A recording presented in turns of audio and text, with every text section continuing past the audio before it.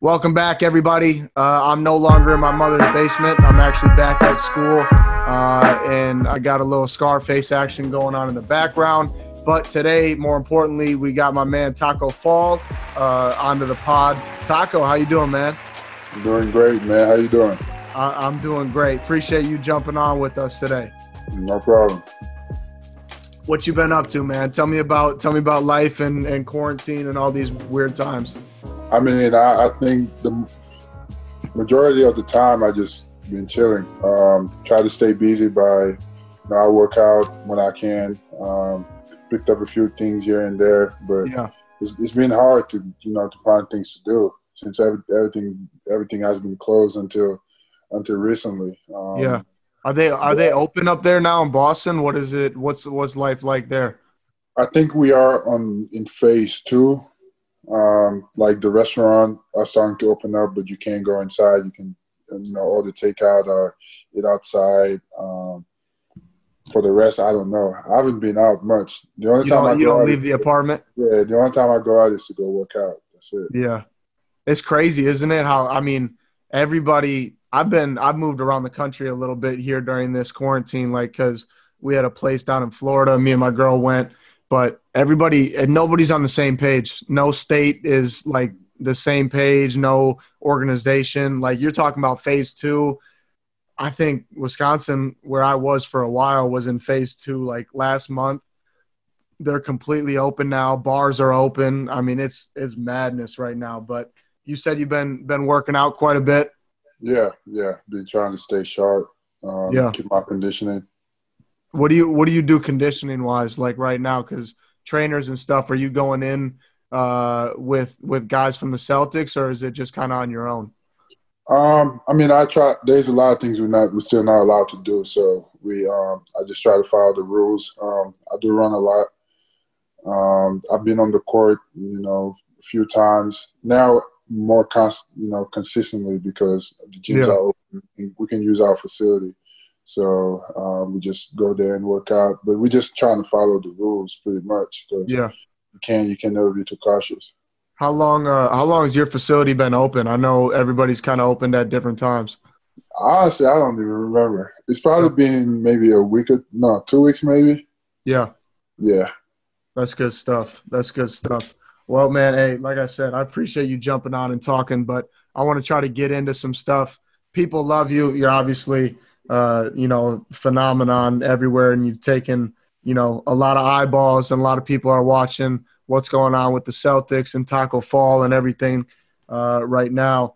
What do you think the next couple months are going to look like? What do you think about this whole bubble down in Florida? What's your take on all that? Well, from what I've seen, I know that the NBA is working really hard to make it work.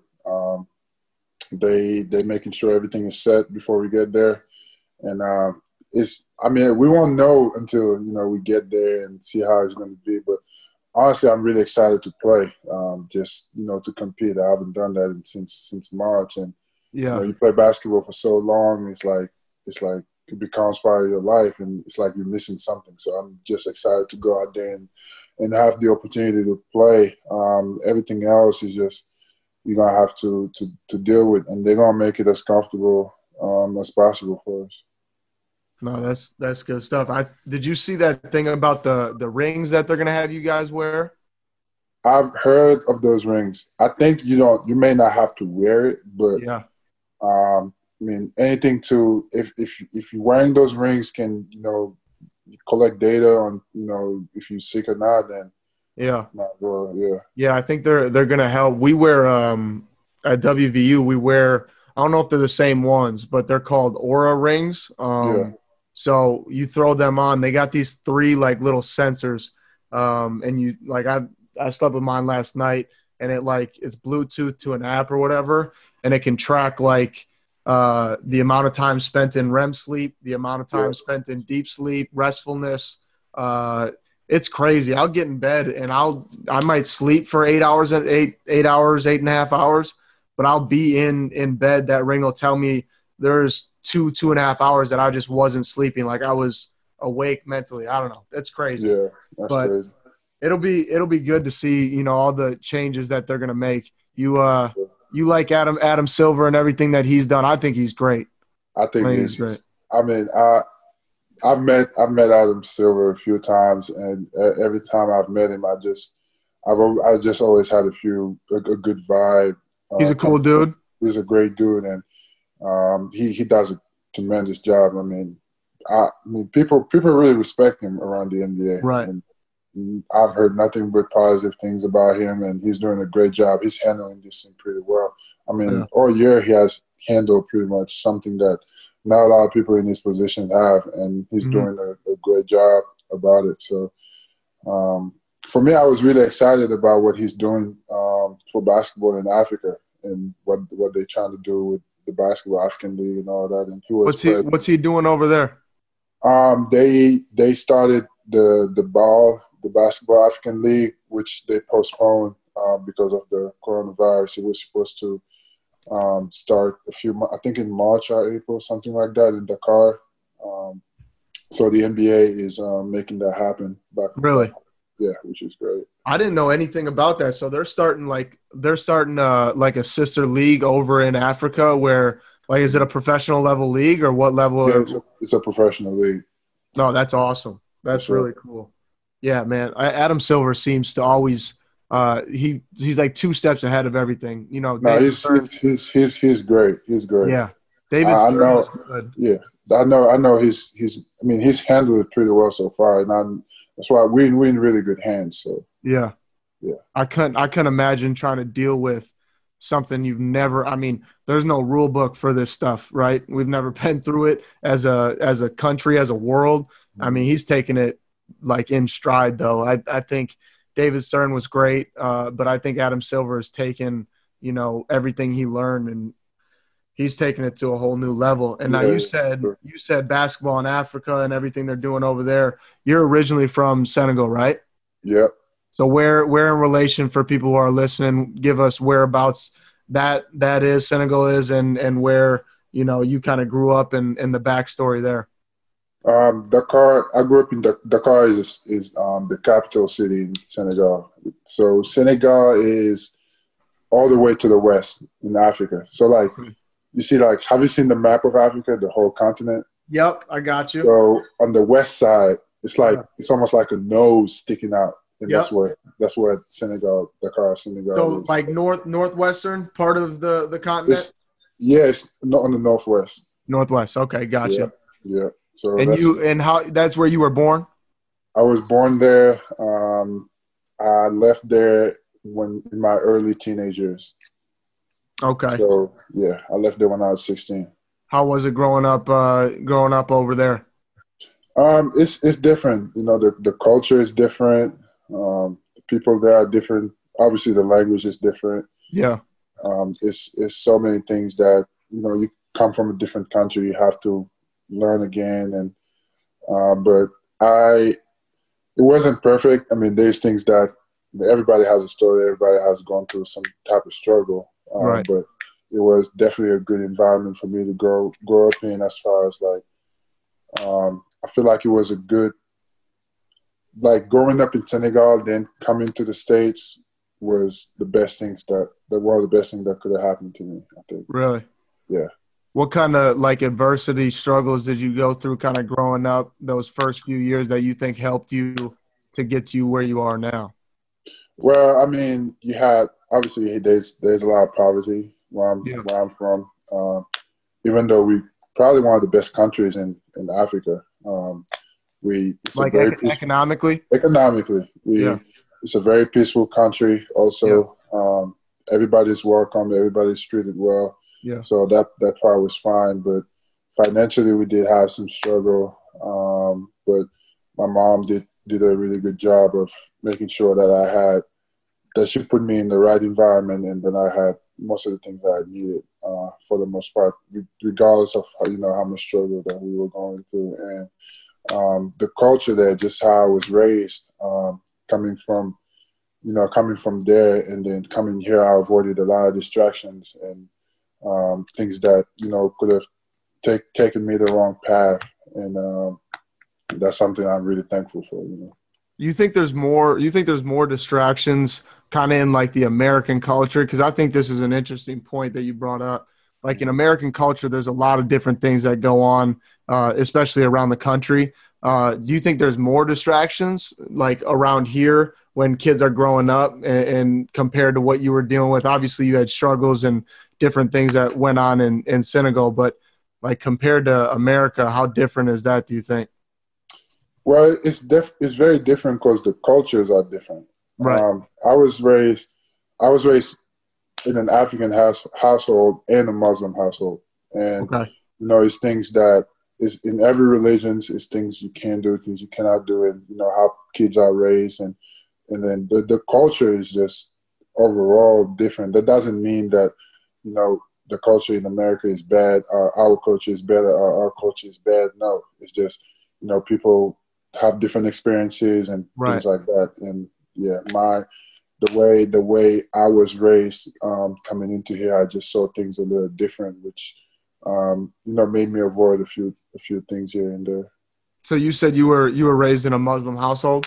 Yeah, So that is that Muhammad Ali. He's one of the like leaders of that religion and way of life. Is that why I saw on your Twitter? Is he your header?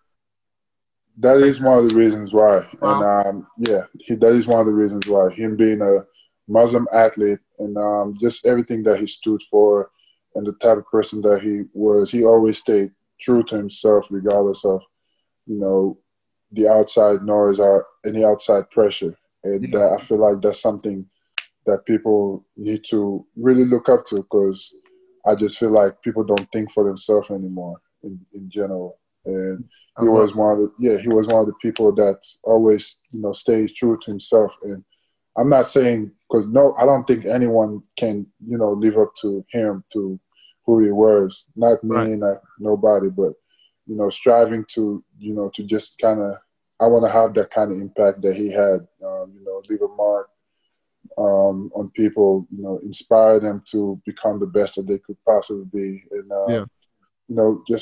just live my life saying true to myself, regardless of um, any outside pressure of whatever people think or anything like that. Yeah. I think that's great to hear, man. Because I think right now more than ever, I feel like that's such an important thing. You got a lot of people running around, with ideas that aren't theirs. They're Yeah, not. people. It's a social media area, people.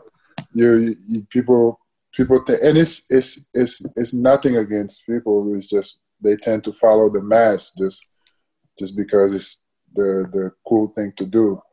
But the Group mass is think. not always, yeah, the mass is not always right. Right. Sure.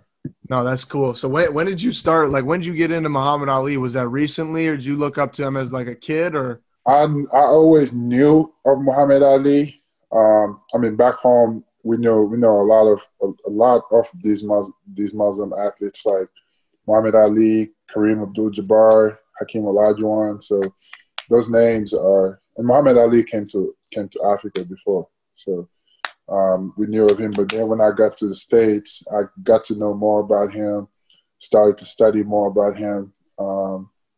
That's actually one of the ways I learned how to speak English. Like, I would go on YouTube, listen to music, watch Yeah. all these videos of like different people, and I just got to know his story, who he was, and some other people. And just the more I learned about him, the more it's like I was just getting inspired every day to Yeah. just try to live my life, the same way he did. And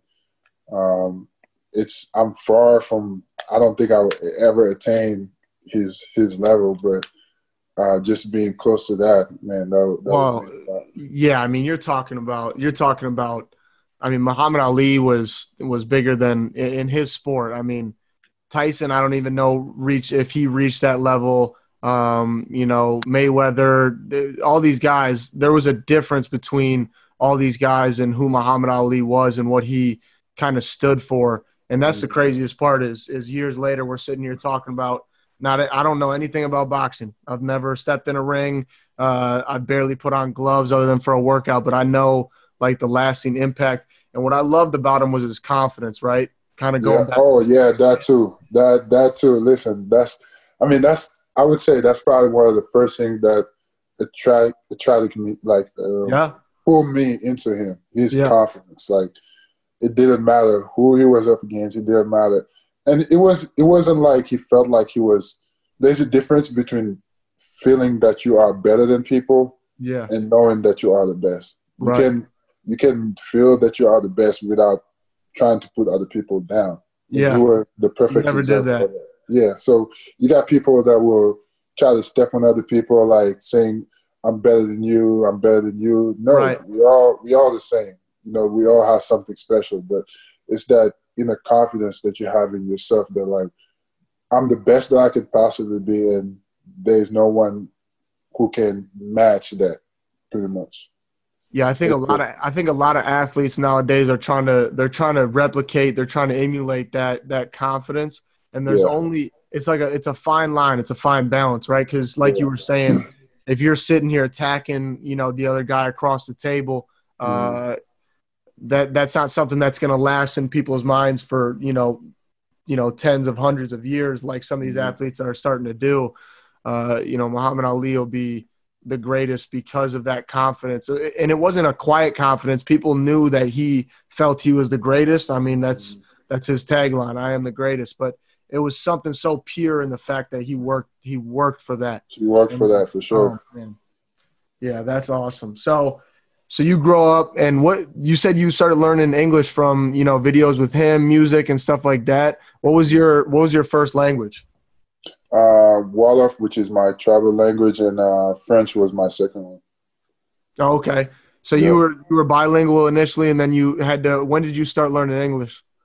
I did English classes when I was back home, so I had like the basics down. Yeah, But when I got here, it was just like totally different yeah, because I could not follow people at all. People were talking too fast, and music and watching TV and just listening to people was a good way for me to get my ears to get used to it, kind of. Well, where'd you move to initially in the United States? Texas. Well, now, Yeah. now I know why it was so. I mean, that's a whole different kind of English down there. They Yeah. they they say some things I don't even understand, man. But it's cool that you didn't start until. I mean, that wasn't English, wasn't obviously your first language, but man, I gotta tell you, you're about as smooth spoken. I've never gotten a chance to talk to you, but you're definitely killing it, man. Definitely killing it in that sense. Love it. Um, and then so you go to Central Florida. How does this happen? Because you get here when you're 16. Mm. How is that recruiting process different for you compared to a kid who might have grew up in the United States? Well, I mean, I probably had the same recruiting process than any other kid in the States once I got here. Before I got here, so I started playing basketball when I got here. That's the reason. That's the main reason why I came here, Right. was to learn how to play basketball. So just randomly, his name is Ibrahim Menja. He has like an academy in Senegal. It's called Flying Star. He started the academy not too far from where I live, so they used to drive around the neighborhood a lot.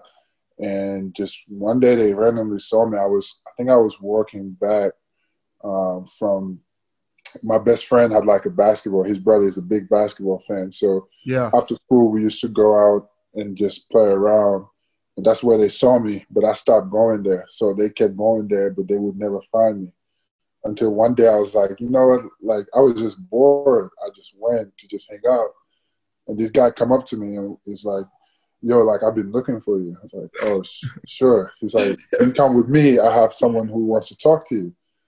And I was like, no, I'm not coming with you. I don't know you. Yeah, So that's not how we roll. Okay. yeah, I'm like, I don't know you. And he said, okay, then wait for me here. I go get him. I was like, sure.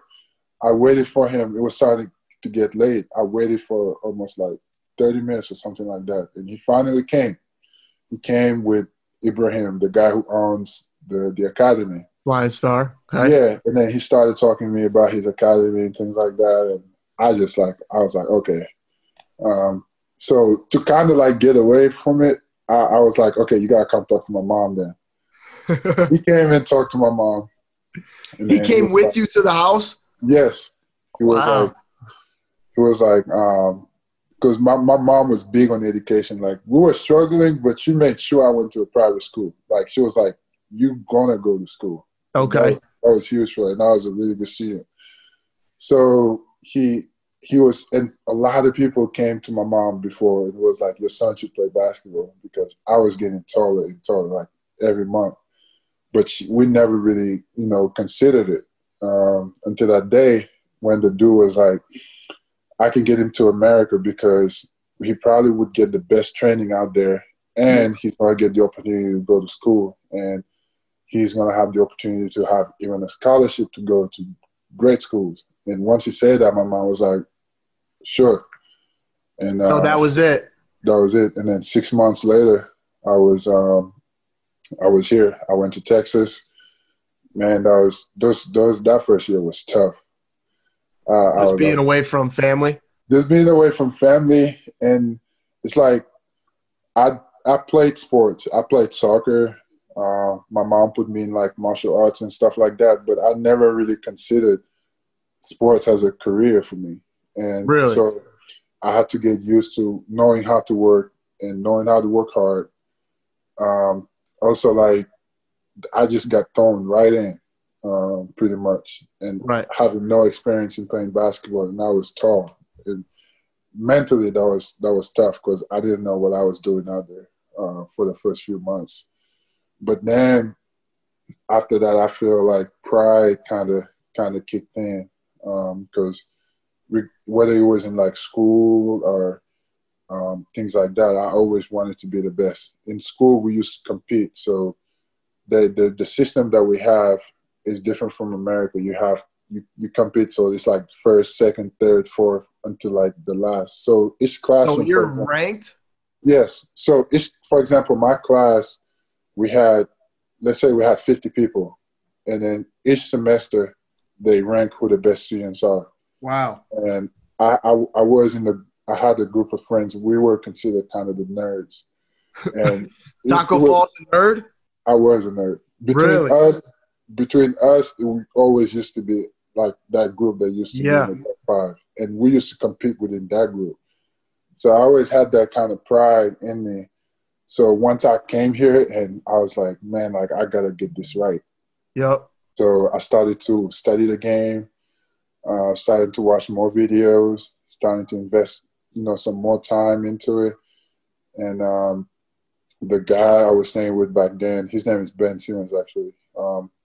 You said Ben Simmons? Yeah, his name was Ben Simmons. Not that Ben Simmons? Not that Ben Simmons. Okay. It was Okay. another I Ben figured. Go Simmons. ahead. Yeah, he did a good job also like trying to push me as well. So I just started to invest my time more into it, and as I was doing that, I just fell in love with it, Yeah. more. And then once I did that, it clicked. I just started getting better. And So were you at one point more focused on like school and academics than you were yeah, sports at all? absolutely. When that shift didn't happen until you got here to the States That shift didn't happen until I was like a junior or senior in high school.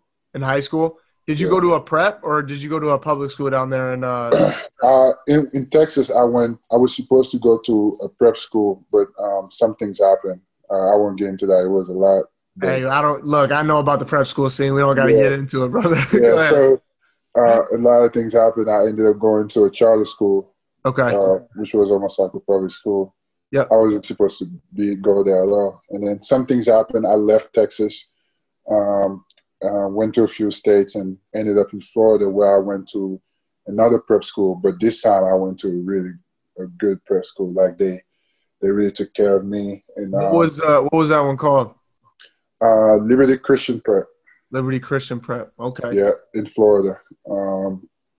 Not too far from Orlando, in like the various. From there, I met my host family, which I stayed with them pretty much the whole time. They're pretty much part of my family now. Yeah. So, yeah. So once I got to Florida, that's when really things really started to pick up. Okay. I went to a good AAU program, which was Each One Teach One. Yeah. That's when my recruitment started to pick up. Then from there, I had a good senior year, and UCF was not too far from me. Ended up, committing to UCF, and just from there, it's like Yeah, everything. no, it obviously took off. Yeah. UCF, that decision was who else were you deciding between, or was UCF kind of the one spot where you're like, yeah, that makes sense for me to be here? I mean, I was college. Man, college recruitment was probably the toughest decision that I had to make Really? at that time. It was insane because it's like I didn't know much about college basketball, so I didn't have much information to go on to. I started. My first schools were very small, and then in that summer, I just started to get more offers, more offers, more offers. And the more option you have, the harder it is to make a decision. Yeah, no And doubt. yeah, UCF was probably, I would say, the first school to recruit me. But they weren't the first school to offer me, but they were the first school to like actually come to my school and check me out, Contact and contact watch and it. yeah. So I've had that connection with them, talking to the coach, and then after that summer, Coach Jones and his staff, they used to come to my school like all the time. Like Really? I used to see their faces all the time. So I got to become familiar with them. But I also had big schools. I had Georgetown at that time, Georgia Tech. I had Clemson, Florida State. Um, I think I had like 18. I don't remember exactly what team or Why what. not? Why not Florida State? Because obviously staying in state was something you wanted to do. Was UCF just a better fit, better UCF relationship, was closer. I mean, closer? UCF was way closer than Florida State, and I think, and the Florida State had a lot of other bigs too as well. Okay, yeah. I So mean, they normally do. Yep. yeah, so with UCF, I mean, the vision.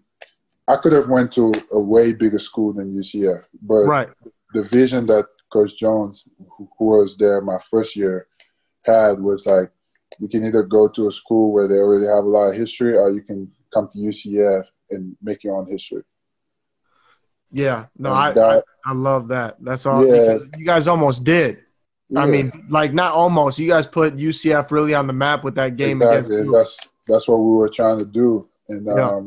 that stuck with me pretty much the whole time I was at UCF. Even though Coach Jones left after my first year, and then Coach Dawkins came, and Coach Dawkins pretty much had the same mentality, like that we could build the program, take it to another level. And every year I had that in mind.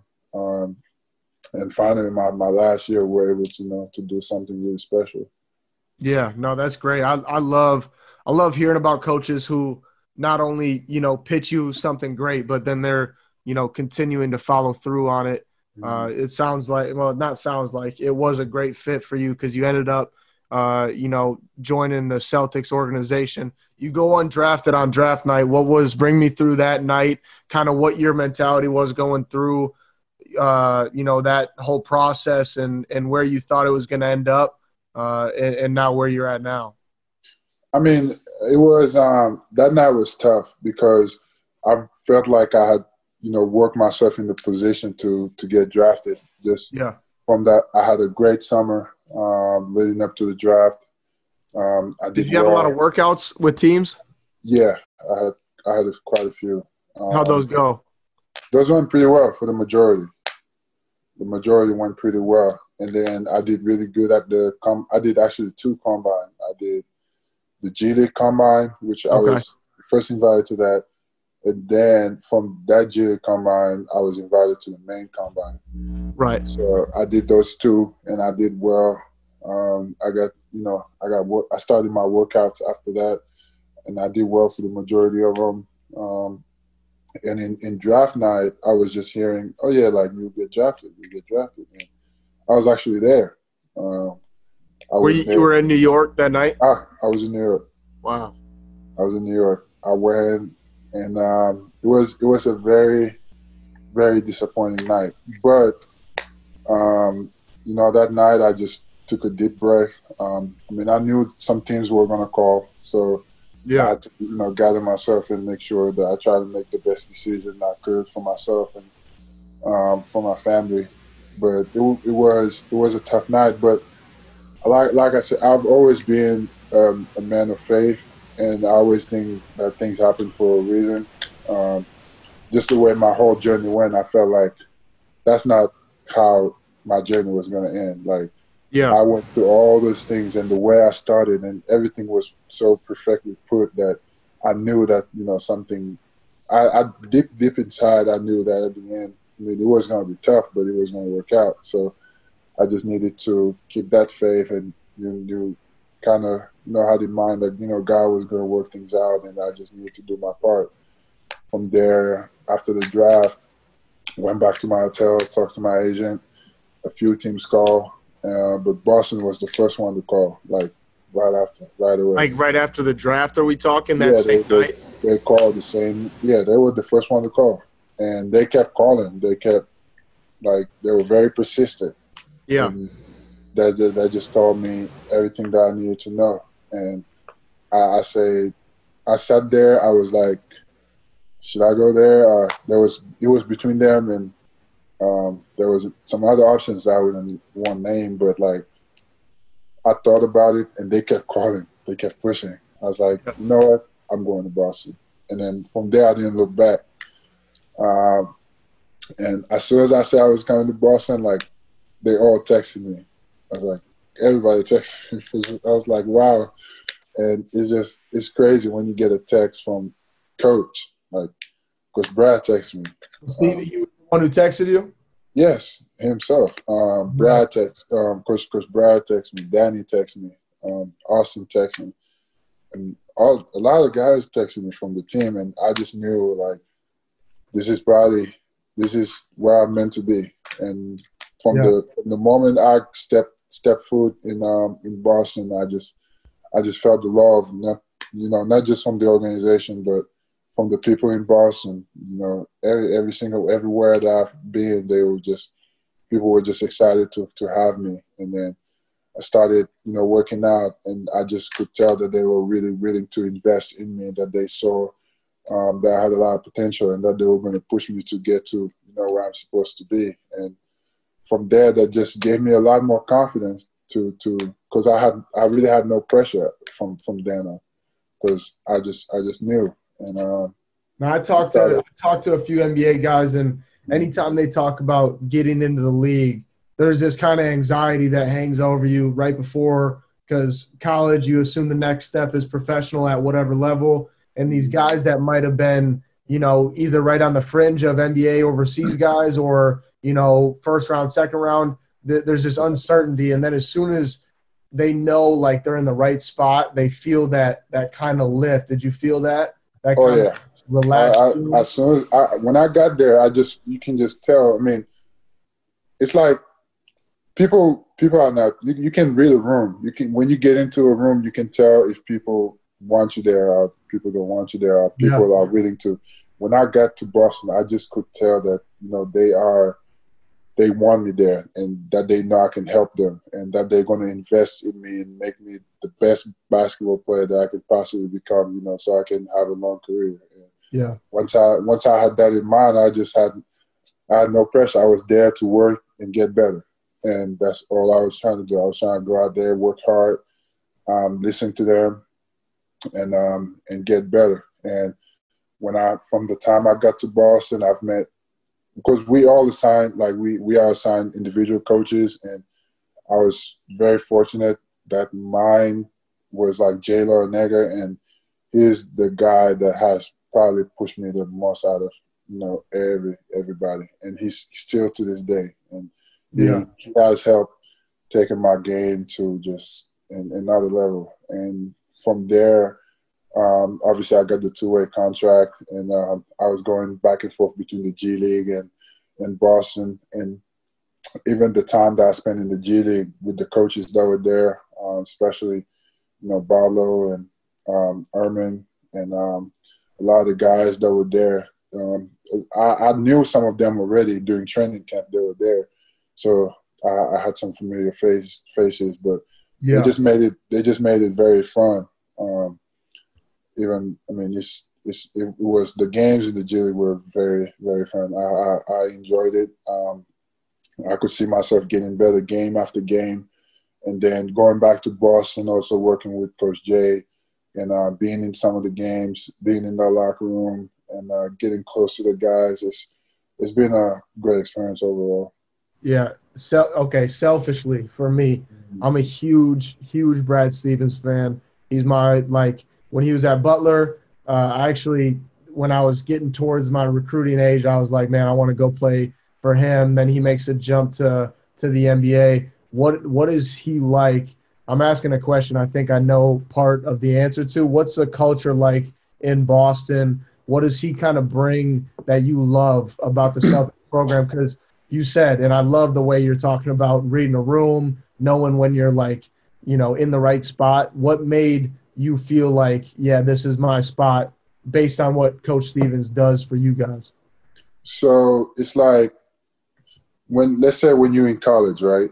Yep. Um, you have your coach, and a college locker room in general is very different from a pro's locker room. A college locker room, you almost feel like it's a family because Yep. you see those people every day. You go to class with them, and Mm-hmm. the coach is almost like a dad figure. And Right. um, all the good college coaches treat their players like their own son, and that's what I had at UCF. Coach Dawkins had his son, uh, in the team with us, Aubrey, and you couldn't tell like that was his son over us. Like he treated us all the same way, like we were part of his family. And Coach Brad reminded me a lot of Coach Dawkins. Maybe because he coached in college before, so he came in with that kind of experience. But just as a person, Coach Brad is one of the best people out there, and one of the most genuine people. Like you could tell he's first off he's very transparent. He's very knowledgeable. He knows the game so well. Like in practice, he would just you can just tell this man knows he's really good at his job. But you can also tell that he cares about the individual before the player. And Yeah. in that order, when you put people in that order, especially basketball player, that's what make really good coaches, and he has that. Man, that's really cool to hear. I know he built a culture at Butler that still lives down there today, and now is building something really special. But you guys, on top of just having, I mean, in my opinion, I mean Popovich, you can't go against him and stuff like that. But Coach Stevens, what he's doing is going to be a legend in the game for sure. But not only that, you guys got a lot of really good pieces. You got young pieces. And you guys have had a little bit of a shift in lineups and stuff like that. But one guy in particular, Jason Tatum, is somebody who, I mean, is taking everybody's attention and kind of focus it on what he's doing over there. This might be a reach, but I know a lot of people agree. He's got a lot of Kobe-esque, movements to his game. But tell me about Jason and how much he puts into, off-season work, what he's like on and off the court, how hard, he goes during practice, what he does that kind of separates him. I mean, first off, he's very talented. He's probably one of the most talented people that I've ever seen play, and Freakishly talented. things just come natural to him. And second, he has the hard work to back up that talent. And Jason works as far as anybody that I've seen. We have we have the same trainer, and we are assigned the same coach. So Coach Jay works me out when I'm here. He works out JT as well. And then during the summer, he works out with Drew Hanlon. I work out with Drew Hanlon as well. So those people can probably tell you more that I can say about him. But even during my workout, Coach Jay tells me what JT does. Like, that's so special. He always has the same kind of rhythm to his game. Like, everything is just so. I don't know how to explain it, but JT is just special, and he's just showing in his game right now. Even he's really good, and you can just tell he's even going to get even better. Like Yeah. before we stopped the season, he was just killing it. And, yeah, he's been on like a constant decline. You know, Jason Tatum, like you said, is somebody who, I mean, he's put in so much work, and you see that, and he's different than other guys. I feel like he's almost got this. We talked about Muhammad Ali. We talked about that confidence and that aura about him, and I feel like Jason Tatum has that same kind of almost quiet confidence in a way. It's very, very quiet confidence. What's he Like like he doesn't as a boast. leader too? And I love that about him. Like JT is a superstar, but he's humble. Like he just, and it's just not him. All the guys on our team, we have a lot of superstars on our team. We have Kemba, we have Gordon, we have Smart. All those guys, man. It's like I'm a rookie. It's my first year. I haven't accomplished anything, and just the amount of respect that they show each and every one of us for them, to have accomplished so much, to have reached that level, it just tells a lot about, the people that they are, for sure. Yeah, does Jason separate himself as a leader, among that group, or is it something that he just kind of naturally, you can just kind of feel it with him? Everybody is a leader on our team. Yeah, they listen. That's the culture that is being created.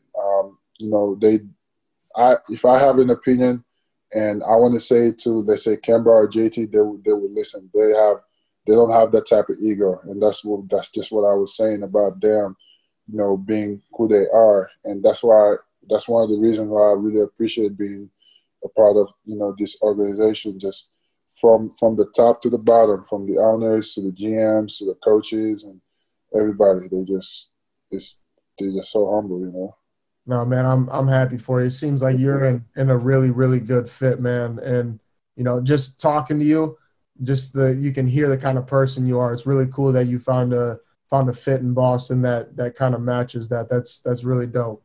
For sure. So now you jump back and forth like a lot of guys, especially in their early years, between this G League, the two-way contract. Everybody kind of knows what it is. It's becoming a more familiar term. What's that like, though? Is there struggles with that? I mean, there's got to be, in terms of adjustment. What do you like about both places and stuff like that? Touch on that for me. I mean, the only struggle that I would say is the traveling. Just like having to go back and forth. Sometimes it's not too fun, but it's I would say it's worth the experience. Right. It's worth the experience. You just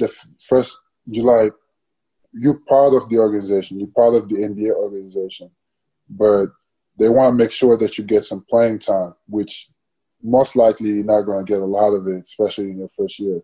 So spending a lot of time in the G League playing, and the G League has some tough guys, some really good players. A lot of those players that you see in the G League, they supposed to be in the NBA. Like I've seen some players, I'm like, this guy is, he doesn't belong in the G League. Like, but it's just a matter of opportunity, and there's a lot of guys like that in the G League. So, you get, not every night, but a lot of nights you get to play against good competition. You get some playing experience. You get to stay in shape. Yeah. And then after that, you get to go back to, the NBA organization. You get the coaching. You get the experience there as well. And it's a win-win situation either way. So to spend that first year like that, I mean, to anybody, I don't think it hurts at all. Yeah, no, that's really cool. I mean, I know some guys say that. I feel like that's the biggest thing every time is they bring up that travel portion where you're jumping mid-season, team to team. But, like you said, locker rooms are different from college and the NBA, but seems like you've, found a way to completely adjust to that. So who did you coming up, like who was somebody you modeled your game after? Because how tall are you right now? You're 7 what? 6. You're 7'6". So for me, I'm 5'10" on a good day. So that means I got a lot of well, actually, we're on two different ends of the spectrum. I don't have a lot of NBA guys who are 5'9". I got to look at your guy Kemba, different dudes like that. And then you're 7'6".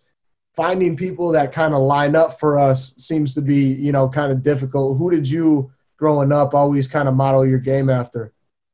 Well, honestly, when I first started, it wasn't just bigs that I was looking at. I watched a lot of bigs. That's one of the things I used to go on YouTube as well to do. I would watch Shaq. When I first started, Dwight Howard was kind of still, okay, okay. You better be careful. Huh? Go ahead. Yep. Yeah, I did. I watched Dwight, and Dwight. People, I feel like people don't give Dwight the credit he deserves. Like, no, they don't. Yeah, they don't. Dwight was a beast, and then I heard people talk about Dwight Howard like he wasn't, the Dwight Howard that we remember. Like, Dwight was a beast. So yeah, he was.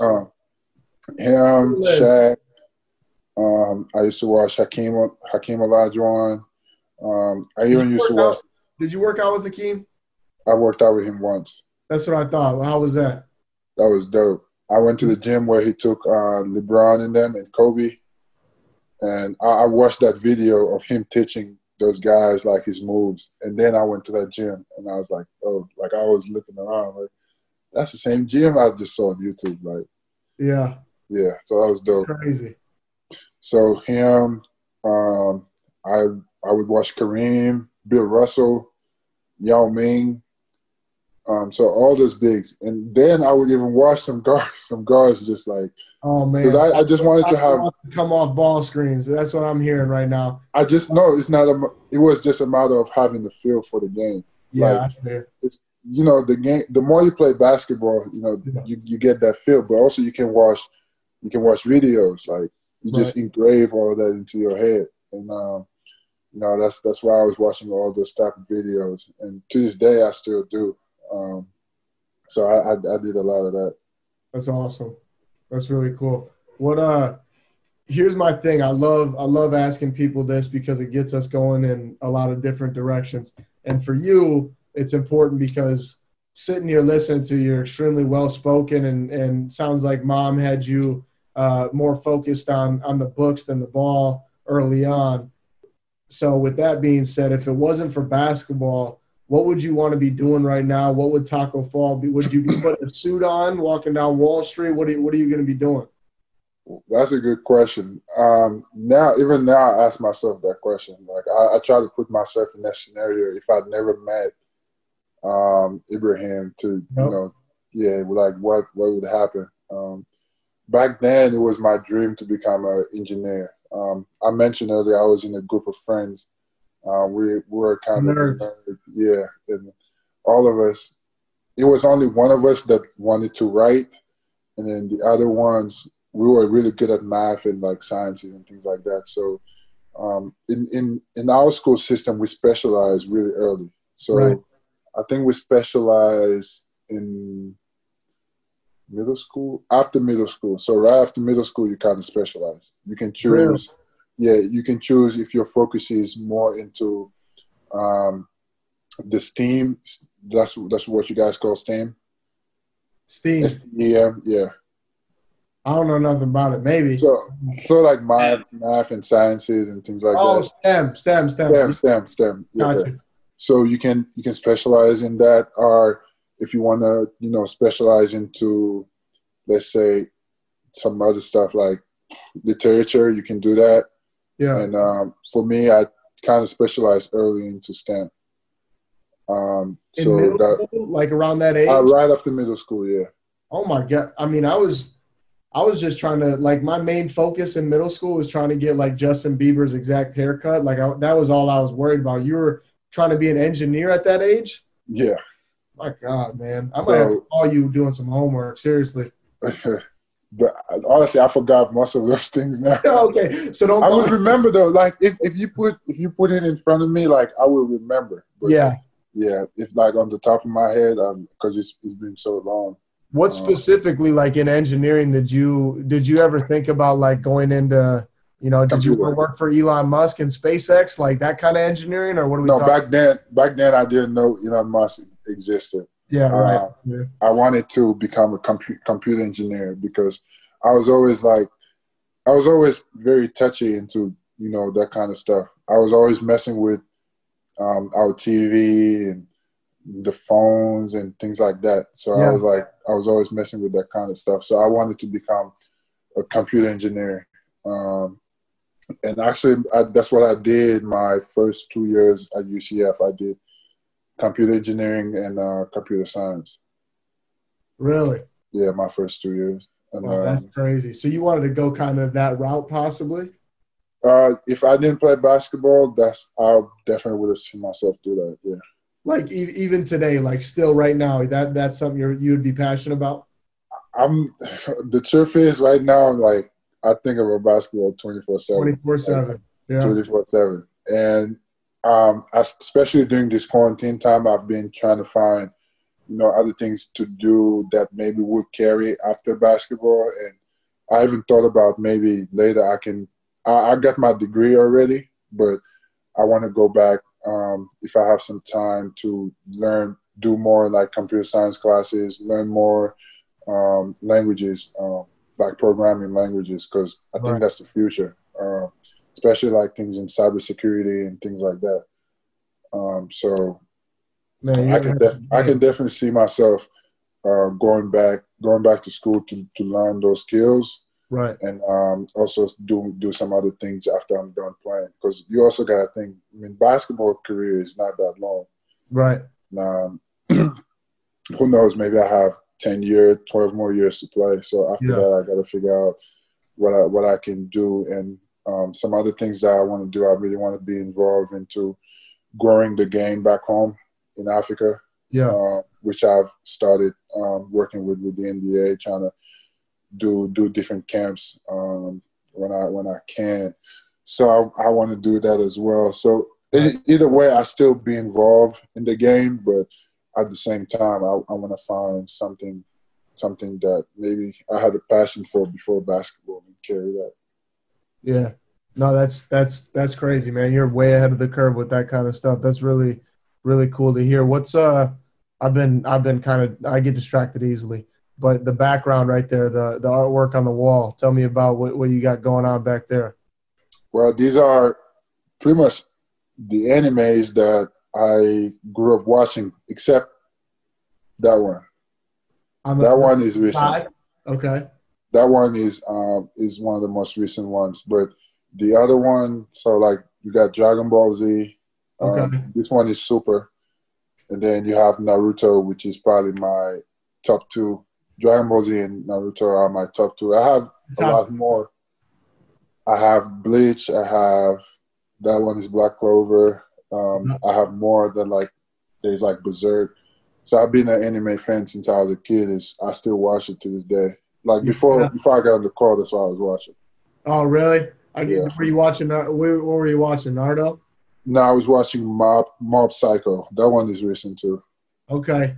See, I got a buddy who he's introverted now. Like when we're done with practice, he goes to his room, shuts the door, and he throws on Naruto, and that's the only thing you'll hear from him the rest of the day. He's actually my roommate, but I might have to. So you've been watching this for a while now? Yeah, with that group of friends I had, I've been watching this for a very long time. You guys did math together and watched anime? We did all. I mean, we used to stay in school after school. That's mostly how we used to do our homework. And then that would give us the time to hang out with each other. Then I would go to my best friend's house. We would just I had a fun childhood with that for sure. Man, that's the kind of group right there that ends up running the world. I'm telling you, you guys for somewhere or another. I love it. That's really cool. Me and my friends, I didn't want to get into what we did in high school. It wasn't anything highly intelligent like that, but it should have been. Hey man, what's next for Taco Fall? A lot of people want to hear about your game's evolving. You've done a great job, man, in taking obviously the hype and the crazy things that have happened in the past probably year or two. You see the videos of people chanting, for you to get put in for the Celtics, and now you're trying to establish yourself as a legit long-term NBA player. What's the next thing for you on the court, off the court? Your 5-year outlook. Well, I mean, like I said earlier, I just want to become the best basketball player that I can possibly be, and Right. that's my main focus. I like to compete. I want to play against the best because I feel like that's the best way to to become one of the best. You got to play against the best and to learn from them. And right now, I'm itching to play. Are you? Yeah, I'm itching to play, and I want to become the best I can possibly be. And who knows what's that's going to be.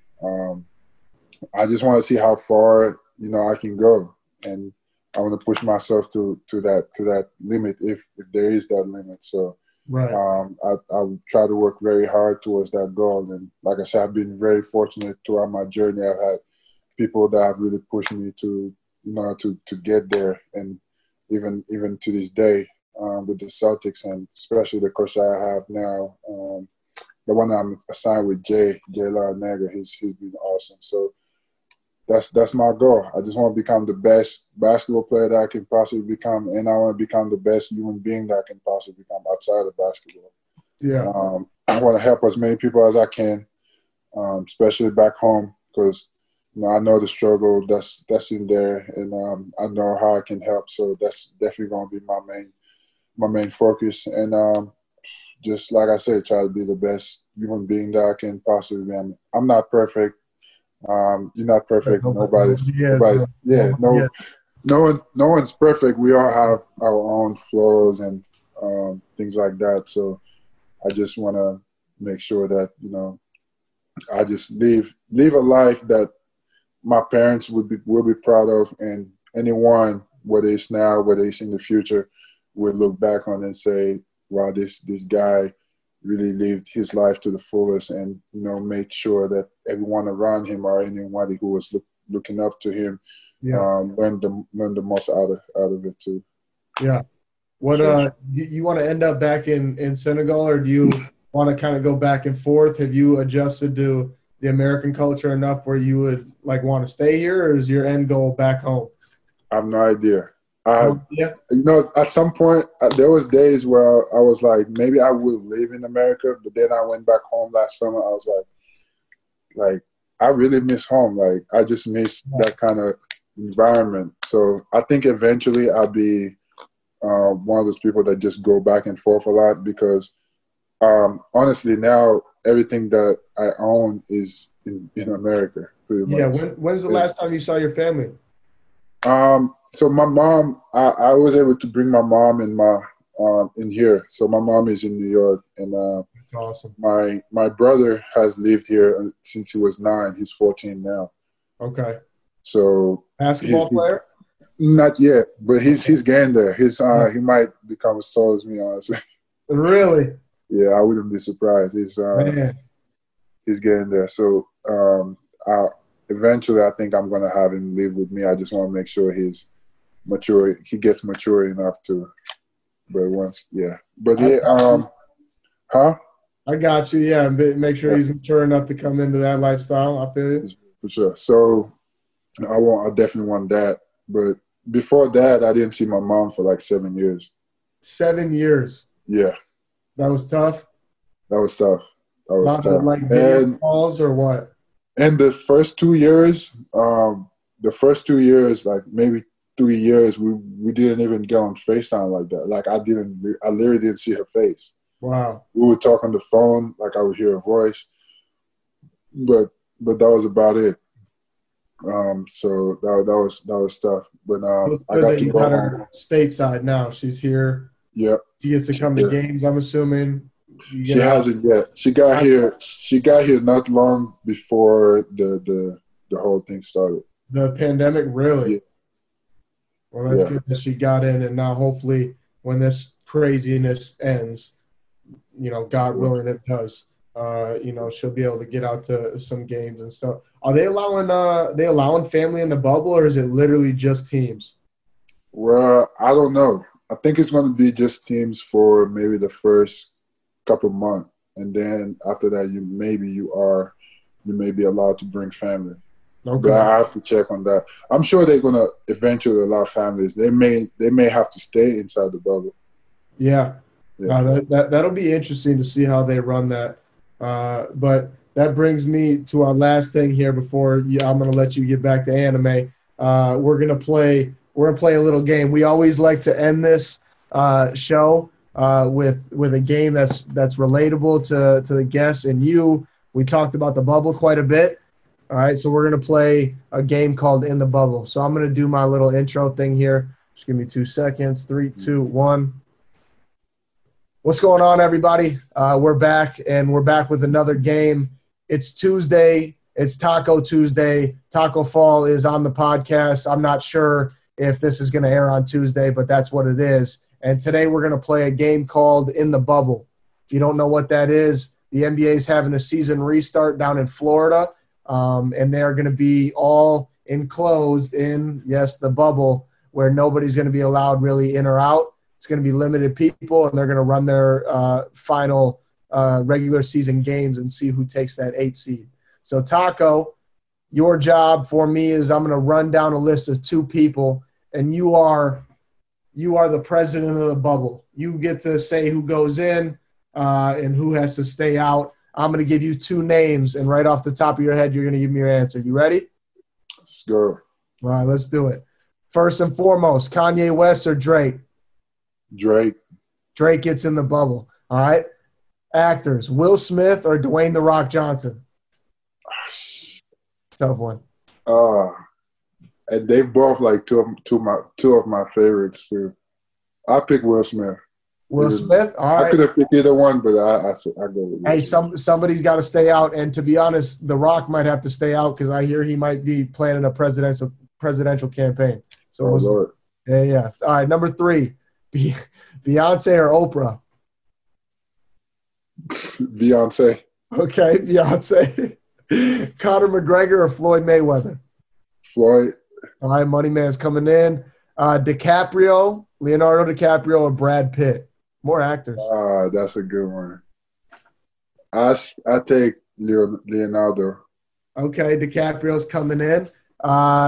Justin Timberlake or Justin Bieber? Now we're talking Justin Timberlake with the dyed blonde tips and the 2014 Justin Bieber with the hair.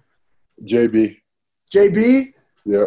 Okay. All right, I feel you, little baby. All right, number 9. Overtime Larry or Overtime Chloe?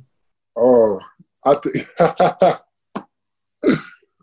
Sorry, Chloe. I gotta go with Larry because I give Larry a hard time every time I see him.